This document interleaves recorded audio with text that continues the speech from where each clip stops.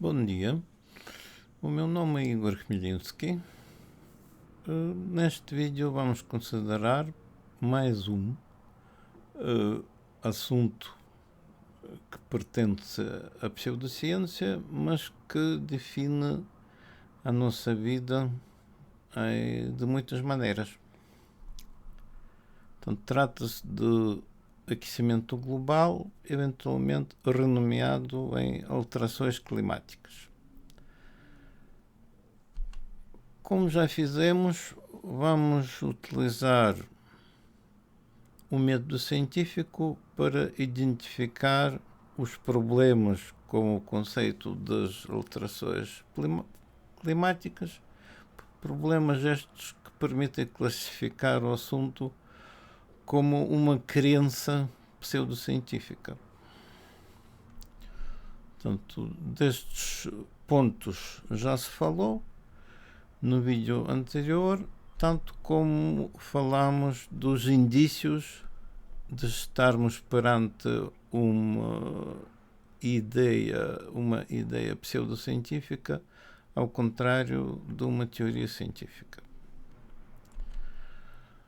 Falando das alterações climáticas, foi criado um organismo internacional, em inglês abreviado IPCC, que é um painel intergovernamental das alterações climáticas, que estuda o problema já durante uns 30 anos, tendo produzido os relatórios de 5 em 5 anos. E parece que os senhores estão cada vez mais convencidos que o problema climático está no CO2 que a humanidade está a produzir, que é o dióxido de carbono, que é um dos gases chamados de efeito de estufa, embora a sua quantidade é cerca de 30 vezes inferior na atmosfera do que a quantidade da água. Portanto, o que acontece na zona tropical, a água domina e o efeito do CO2 é relativamente reduzido, se existe algum, mas este efeito do CO2 nota-se mais nas zonas polares, porque aí a temperatura é mais baixa, a pressão de vapor da água é muito mais baixa, então o CO2, na ausência da água, é quase o único agente com chamado efeito de estufa. A título de uma experiência sociológica, participei como revisor no 5º relatório. Sublinhei no meu relatório sobre o relatório que o 5º relatório de IPCC tem um caráter pseudocientífico, em primeiro lugar, por não incluir os artigos científicos, publicações científicas, que contradizem a sua teoria preferida.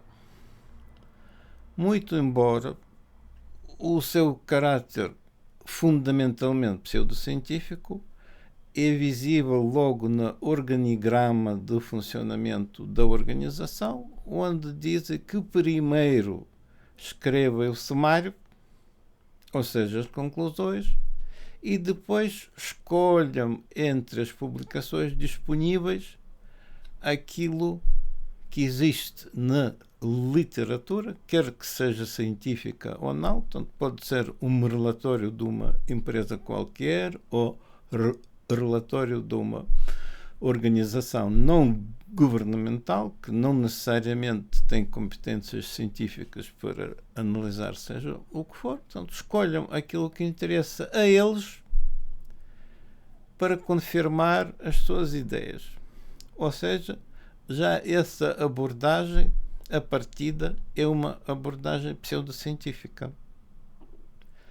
Porque a ciência, o método científico, procura evidência contraditória, a ver se consegue aprofundar o conhecimento, descobrindo alguma coisa que ainda não se conhecia, enquanto a pseudociência procura evidência confirmatória e acha que se os dados, 99% dos dados, por exemplo, confirmam visivelmente, não contradizem a sua teoria, então está tudo bem.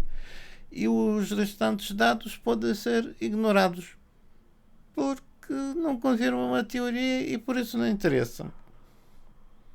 Portanto, essa é uma abordagem pseudocientífica. O resultado da minha tentativa é que o meu relatório foi completamente ignorado pelo IPCC, como aliás era de esperar, porque não vão alterar as suas convicções já formadas durante tantos anos de trabalho árduo e empenhado. Agora, olhando mais concretamente a teoria do IPCC, teoria aqui devia ficar entre aspas, porque é uma crença pseudocientífica, falha no aspecto filosófico porque os modelos não usam um único modelo, mas muitos modelos construídos com pressupostos diferentes e não conseguem dizer qual é o modelo mais correto que o outro. Então, o que fazem é uma coisa ainda mais pseudocientífica, calculam uma média das previsões de modelos diferentes e apresentam essa média como o resultado, como a sua melhor previsão possível, e com os zeros calculados, tipo 2 graus mais ou menos 1,5 grau ou qualquer coisa do género, que é a sua previsão final. Portanto, abordagem pelo menos duplamente pseudocientífica, porque não pode fazer uma média entre resultados obtidos com abordagens diferentes. Para fazer uma média tem que ser resultado obtido exatamente com o mesmo modelo, nas mesmas condições, mas por alguma razão que surgem diferenças. Aí podia fazer uma média. Aqui não, são modelos diferentes, cada um tem a sua razão de ser e provavelmente não consegue dizer qual é o melhor. Senão teríamos escolhido o modelo melhor. Portanto, nesse sentido, nem sequer tem um modelo. Tem uma data de modelos e qual é que está melhor, qual é que está pior, não sabem ou não querem dizer.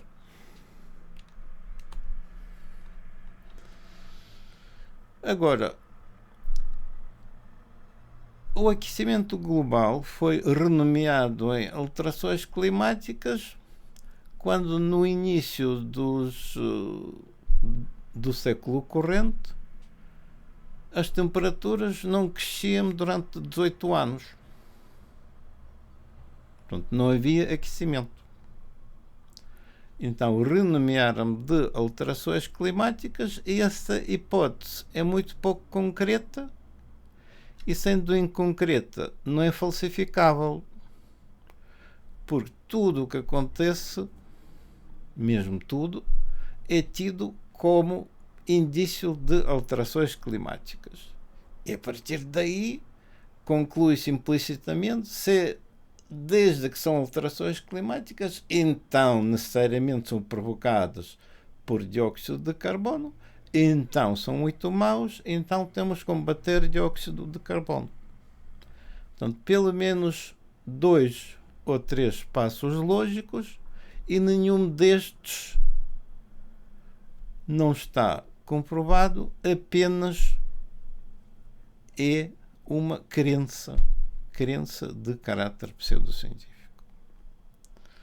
Portanto, como aqui está repetido, enquanto o método científico procura evidências contrárias, com o intuito de avançar o conhecimento, a pseudociência está contente com evidência confirmatória e a evidência confirmatória, como referimos no primeiro vídeo, de facto não diz nada em concreto sobre nada, porque as razões reais das alterações climáticas que estamos a observar podem não ter nada a ver com dióxido de carbono, simplesmente porque não temos o conhecimento suficiente e não temos capacidade de afirmar qual é a razão real.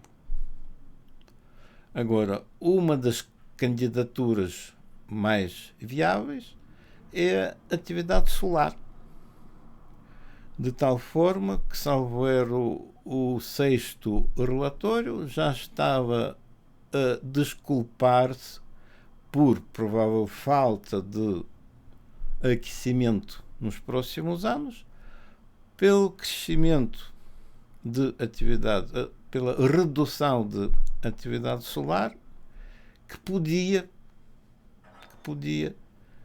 provocar redução da temperatura global, então mascarava, disfarçava o crescimento da temperatura que alegadamente está a ser provocado pelo dióxido de carbono.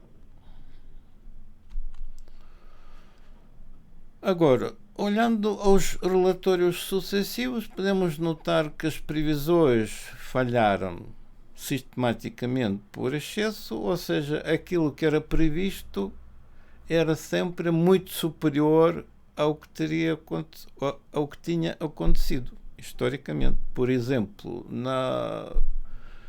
nas previsões de subida do mar, portanto, falava-se inicialmente de vários metros durante o século XXI, e no último relatório a previsão fica em 50 centímetros para o Algarve.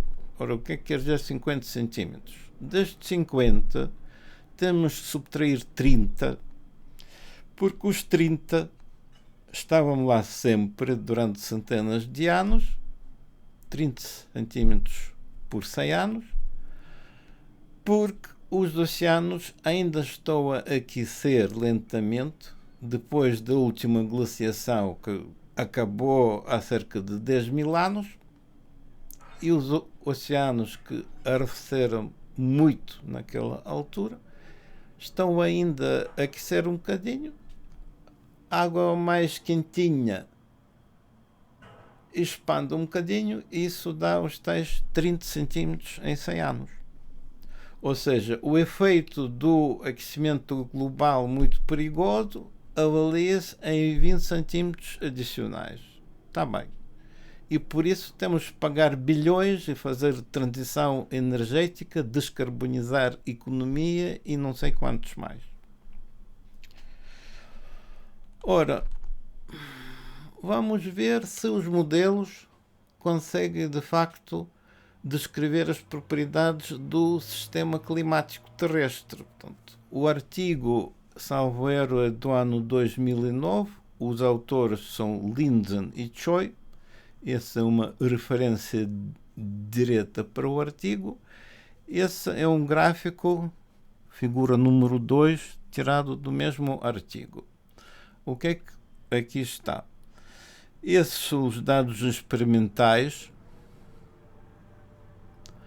de radiação infravermelha que foi medida pelo satélite fora da atmosfera, portanto, aquilo que vai para a Terra fora, e logicamente, estando o sistema climático mais ou menos no equilíbrio, escolhíamos os eventos como aquecimento, portanto, a temperatura global sobe às vezes, por exemplo, por causa do fenómeno El Niño, a temperatura sobe por vários graus no ano, enquanto o aquecimento global perigoso acontece a centésimas de grau por ano, no máximo, portanto, 0,8 graus em 100 anos e tal, isso que estamos a combater.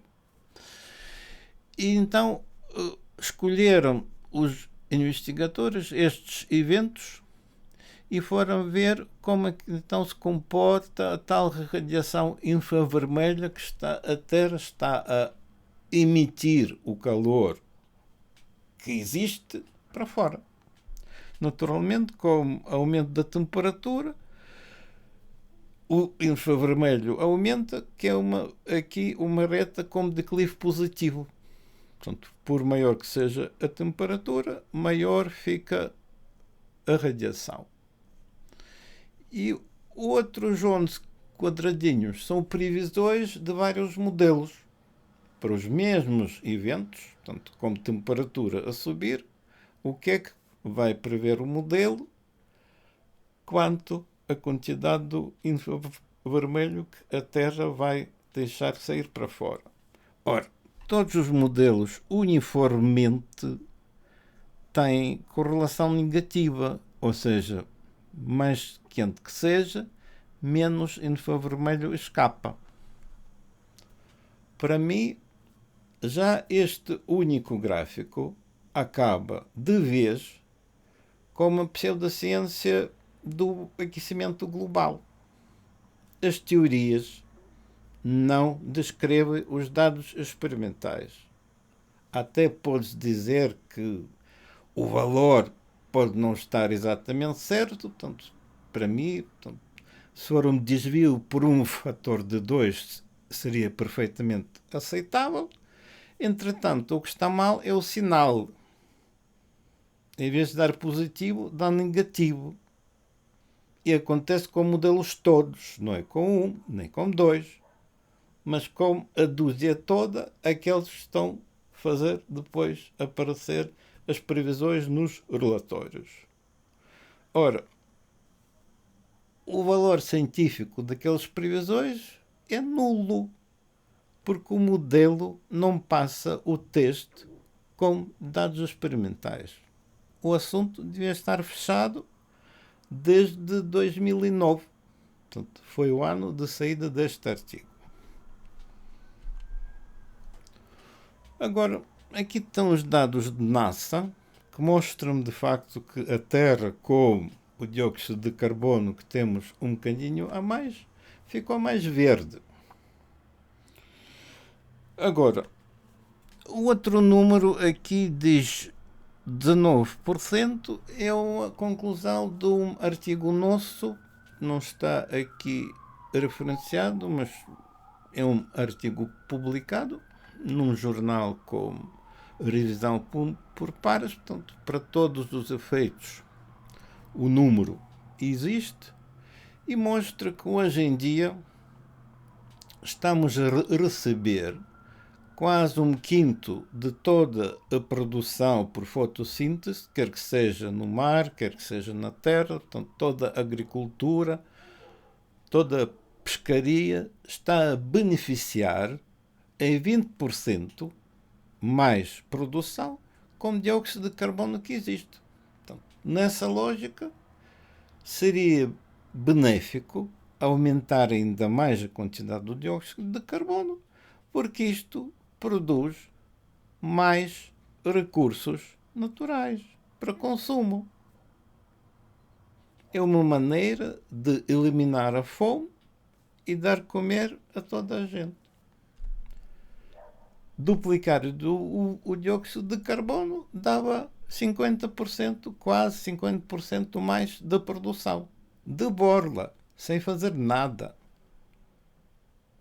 As mesmas plantas iam produzir mais porque têm mais dióxido de carbono disponível. Agora, este é um gráfico chamado curva de Keeling, registado no meio do Oceano Pacífico, nas ilhas, portanto, tem lá uma estação que mede o dióxido de carbono. Portanto, existe lá um aparelho a medir o dióxido de carbono e as medições estão a ser feitas desde o ano 1958, salvo erro. E nesta curva podemos distinguir, portanto, a curva verde, duas etapas. Primeira, antes de 1992, e se extrapolamos essa parte, a parte ia crescendo. E segunda, depois de 1992. Então, o que é que de relevo aconteceu em 1992 que aparentemente alterou a velocidade de acumulação do dióxido de carbono? A única coisa que aconteceu de relevante foi a erupção do vulcão Pinatubo. Este vulcão, aparentemente, deixou na estratosfera milhões de toneladas de poeiras, e estas poeiras, mesmo passados 30 anos desde 1992, continuam a condicionar o crescimento do CO2. Como é que isso aconteceu? O único mecanismo que eu estou a ver é que a poeira bloqueia uma parte de radiação solar. Então, os oceanos que estão a aquecer desde há 10 mil anos depois da glaciação não aquecem com tanta velocidade como podiam, e não aquecendo com tanta velocidade não libertam tanto dióxido de carbono, porque a solubilidade do dióxido de carbono diminui com o aumento da temperatura da água. Ou seja, a partir deste instante indicado pela seta, o dióxido de carbono cresce menos rapidamente do que crescia antes, ou seja, pelo menos tanto, foi eliminado pela uma única erupção do vulcão.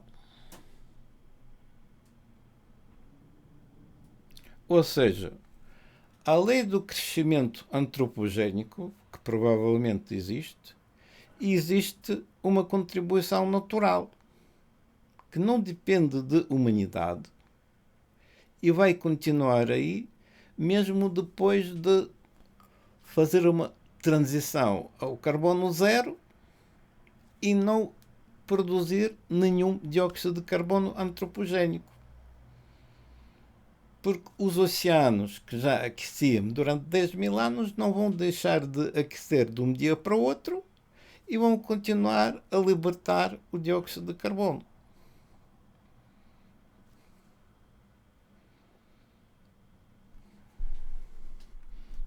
Cada um pensa o que quiser. Agora, aqui está a referência direta do nosso artigo, que pode ser consultado, e o gráfico foi tirado dali. Ora, mais um gráfico que tiramos, e gráfico este mostra que os dados que demonstrava o Sr. Al Gore sobre interdependência entre temperatura e concentração do dióxido de carbono foram interpretados incorretamente, nomeadamente pode-se ampliar ainda mais a escala e aí vê-se perfeitamente que o aquecimento acontece antes do crescimento do dióxido de carbono. Portanto, a razão de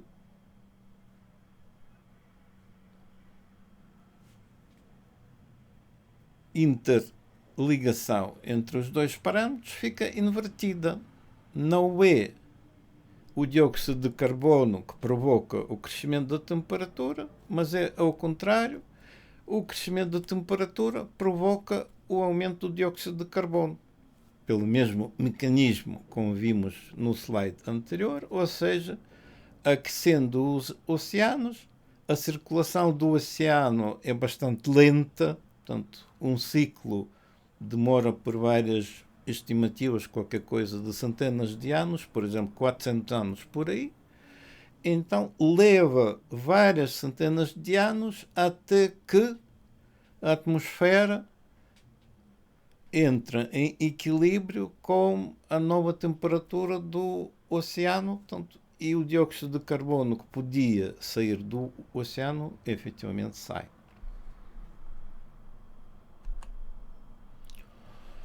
Agora, as previsões de que as alterações climáticas devem provocar os extremos no tempo aparentemente não podem ser corretas, e a isso já apontei na minha entrevista à RTP, que foi feita há 10 anos, talvez sensivelmente, e o mecanismo é muito simples, ilustrado neste desenho. Portanto, no meio temos a parte tropical, aí o que domina dos gases com o efeito da estufa é a água. Então, o dióxido de carbono que acumula adicionalmente, se provocar algum aquecimento, o aquecimento vai ser pouco. Agora, nas partes polares, a umidade é muito mais baixa, porque as temperaturas são muito mais baixas. Então, o que domina dos gases com efeito da estufa é o dióxido de carbono. É aí que o crescimento devia dar aquecimento mais pronunciado. É isso que se constata experimentalmente. Portanto, o aquecimento, por exemplo, na zona da Ártica pode chegar aos 5 graus, enquanto na zona tropical qualquer coisa de meio grau. Portanto, comparando uma coisa com outra, claro que aqui é muito mais significativa. O resultado disso tudo é que a diferença de temperatura entre a zona tropical e a zona polar diminui. Diminui a força dos ventos, e diminuindo a força dos ventos, quaisquer acontecimentos violentos, em termos do tempo, devem ficar mais reduzidos. Ou seja, aquela previsão que fazem que o aquecimento global, ou então aumento do dióxido de carbono,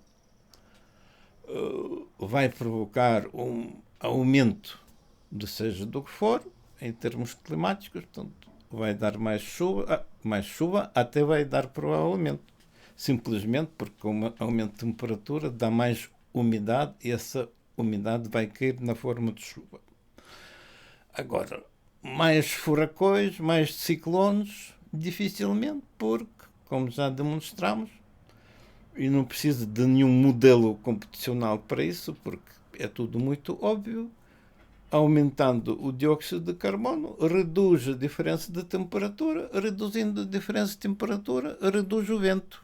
Com pouco vento, não há tornados, há menos tornados do que havia, se for alguma coisa. Ora bem, portanto, sumarizando nas alterações climáticas, o próprio conceito é pseudocientífico, já dissemos que é pouco concreto. Os dados confirmatórios foram inventados, portanto, o gráfico do Al Gore que demonstrei, o gráfico de hockey stick, que provocou na altura um escândalo internacional. Os modelos não reproduzem as propriedades, como mostrei num gráfico, e existem muito mais dados nesse sentido.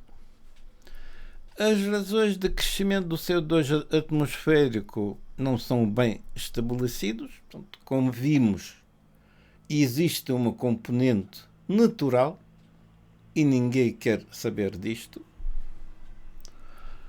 A causalidade entre crescimento de CO2 e temperatura também não está estabelecida, porque de facto notamos que a temperatura, crescimento da temperatura, aumenta o CO2. Agora, o contrário, dificilmente. Agora, não está estudado o papel dos ciclos de atividade solar, e existem ciclos com várias durações, por exemplo, este de 280 anos, cerca de, portanto, não é exato, mas qualquer coisa de 300 anos, é bastante mal estudado, porque a ciência só existe poucas centenas de anos de tudo. E não tinha tempo para apanhar muitos ciclos desta duração ao vivo e só consegue estudar as evidências, digamos, geológicas, aquilo que se deposita, árvores antigas e coisas do género, para ver o que é que tinha acontecido há 1000 anos ou há 2000 anos e por aí. Agora, os custos de descarbonização são astronómicos, por exemplo, passando a energia solar, o custo de energia aumenta até 10 vezes. O conceito de biodiesel é desumano porque morre gente em África enquanto estamos a queimar o óleo vegetal nos carros. Agora, as intervenções de engenharia terrestre, por exemplo, estão a discutir propostas de lançar lixo no espaço para bloquear uma parte de luz solar. Como vimos, mesmo que não seja no espaço, a poeira de um vulcão está a permanecer por aí, portanto, anda por aí, e já passaram 30 anos e os resultados, digamos, continuam os mesmos. Portanto, o CO2 não está a crescer da mesma maneira que crescia antes da erupção. As consequências perduram por 30 anos e provavelmente vão durar ainda muito mais. Ora bem, vou acabar com o mesmo slide da nossa sociedade científica, com 3 membros, que formamos porque as sociedades científicas oficiais tomaram o lado da pseudociência. Obrigado.